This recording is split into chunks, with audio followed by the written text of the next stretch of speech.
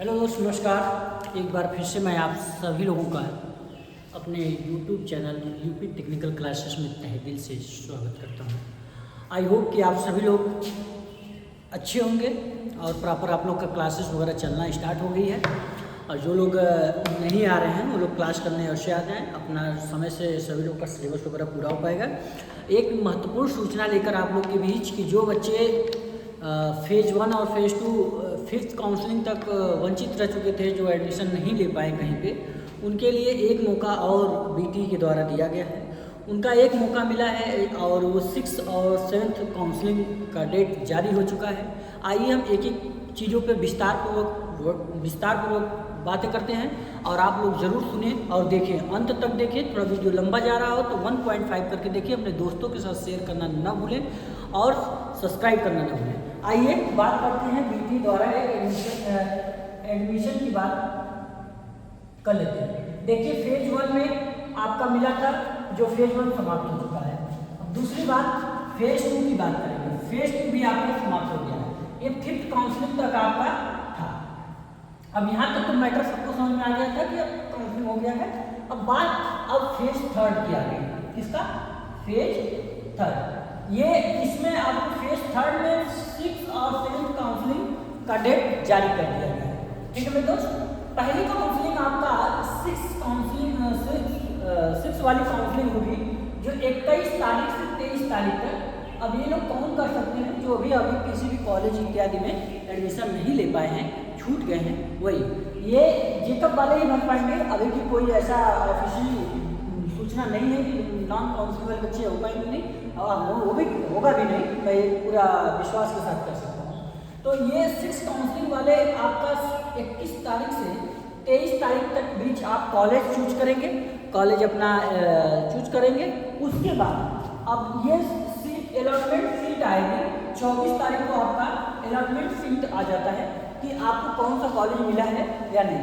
एक बड़ी interesting point इसमें लिखा हुआ है और जानकारी आपको दे दें कि यदि जिस बच्चे को 24 तारीख को कोई भी कॉलेज अलॉट हो गया, कोई भी कॉलेज, वो 7th वाली काउंसलिंग में नहीं जा सकता है। फिर मेरी बात को ध्यान दीजिए, जिस बच्चे को पहले क्या होता था कि हम फीस नहीं पेमेंट करते थे, नेक्स्ट काउंसलिंग के लिए एलिजिबल हो जाते थे। अब की बार ऐसा नहीं होगा।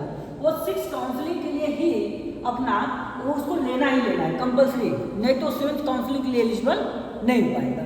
ठीक है, फीस पेमेंट कब तक होगा? ये 25 से 29 तक फीस पेमेंट होगा और ये आपका इसी समय वेरिफिकेशन, डॉक्यूमेंट वेरिफिकेशन वगैरह आपके डिस्ट्रिक्ट कॉलेज पर हो पाएगा।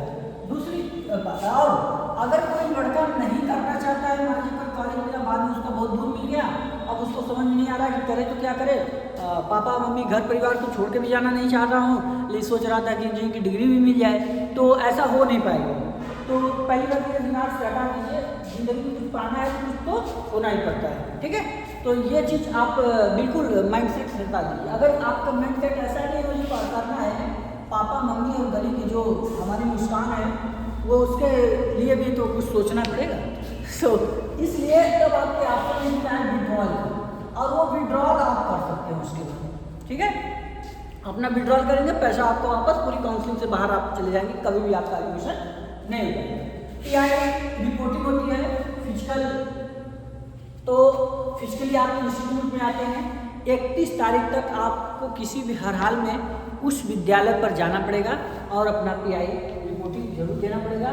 और फिजिकल इंफॉर्मेशन होता है, तो आप जाकर सारा डॉक्यूमेंट जमा कर देंगे, तो वहाँ से आपका PID हो जाती है। अब ये कितने लोगों को समझ में आ रहा है कि सर हम तो अपना सर चूज किए, लॉक किए, पैसा पेमेंट कटाएं, फिर होम डिस्ट्रिक्ट पे आप डिस्ट्रिक्ट पे गए, डिस्ट्रिक्ट से वेरिफिकेशन भी हो गया, तो अब तो मेरा एडमिशन होना चाहिए। नहीं, ऐसा नहीं होता है। आप फिर वहाँ से विद्यालय पे आएंगे, विद्यालय आपका वेरिफिकेशन करता है, PI सारा डॉक्यूमेंट लेता है, फाइल बनवाता है, फिर PI लॉगिन से उसको एक्सेप्ट करता है, तब जाकर आपका एडमिशन संपन्न माना जाता है।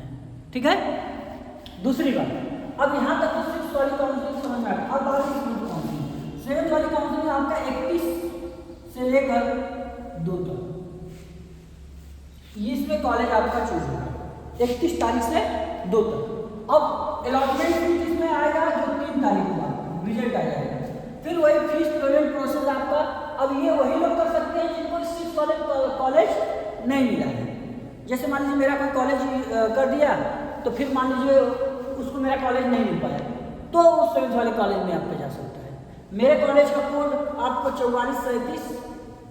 आप कोई भी बच्चा इंटरेस्टेड होगा तो एक बार जरूर, वैसे हमारे यहाँ इलेक्ट्रिकल की सीटें फुल हो चुकी हैं LT की, और बाकियों की अभी एक दो बची हुई हैं, और बाकी इसमें तो अभी एक ग्रुप में बचा है, कोई कर सकता है। ठीक है, तो जो लोग इंटरेस्टेड होंगे वो लोग आकर जरूर अपना काउंसलिंग करा लें। एक अच्छे फैकल्टी के साथ, एक अच्छी क्लासेस के साथ आप लोग के बीच हम अपनी सारी प्रक्रिया को लेकर पूरी उपस्थित हैं, तो इसलिए आप लोग ये चीज़ कर लेंगे। ठीक है, अगला आ जाएगा आपका 7th वाली काउंसलिंग। 7th वाली काउंसलिंग में 3 तारीख को आपको रिजल्ट आ जाएगा। फीस पेमेंट आपका 4 से 7 के बीच में रहेगा। इसी समय आपको डॉक्यूमेंट वेरिफिकेशन वगैरह करा रहता है, इसी में 1-2 दिन और डेट बढ़ जाती है आपकी। ठीक है, 9 तारीख को विड्रॉल करना चाहता है कोई, ये हो गया कि नहीं यार मैं नहीं लूँगा, मैं जा रहा हूँ कमाने, छोड़ो ये सब क्या गलती होगी, तो करा सकता है। PI रिपोर्टिंग उसको 10 तारीख को किसी भी हाल में आपको विद्यालय जाकर कर लेंगे। सर ये तो पूरा सितंबर ले लिए 10 दिन, उसमें भी जो लड़की क्लास वगैरह नहीं करेगी कैसे उनको, तो ये आपको पहले से प्रिपेयर होना पड़ेगा, क्योंकि आपको ये श्योर होना पड़ेगा कि हमें एडमिशन लेना है तो हमें कुछ पढ़ाई करना है, तो आप कॉलेज वगैरह पहले से ज्वाइन कर सकते हैं। जहाँ पे आपको लेना है मनपसंद कॉलेज है वहाँ से आप क्लासेज वगैरह जो ज्वाइन करेंगे। हाँ सर, सरकारी में तो नहीं, बल्कि प्राइवेट वाले में आप जाएंगे तो बातचीत करके आप क्लास वगैरह अटेंड करेंगे कि हाँ यहीं पे एडमिशन लेना है, तो इसलिए लेंगे।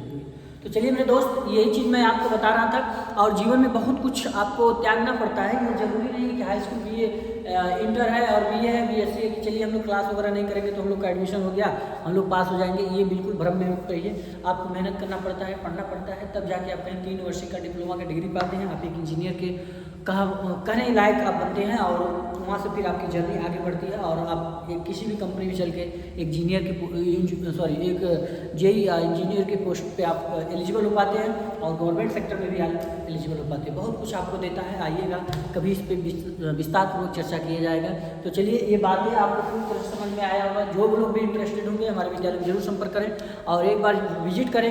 काफ़ी बच्चे अब इस बार अधिक संख्या में बच्चों का एडमिशन भी हुआ है, और बहुत खुश भी है कि काफ़ी बच्चों ने विश्वास किया, और उनके विश्वास पे हम बहुत खड़े उतरेंगे कि इस बार क्लासेस वगैरह प्रॉपर और जो भी एक्टिविटी है सारी एक्टिविटी कराने का विचार किया हूँ। और कोई बात नहीं, आप लोग भी जुड़िए और इस सहयोग करिए, और आपका मैं तहे दिल से धन्यवाद देता हूँ कि आप लोग इतना विश्वास करके आप लोग आए। नेक्स्ट में भी आप लोग आए। जय हिंद, जय भारत।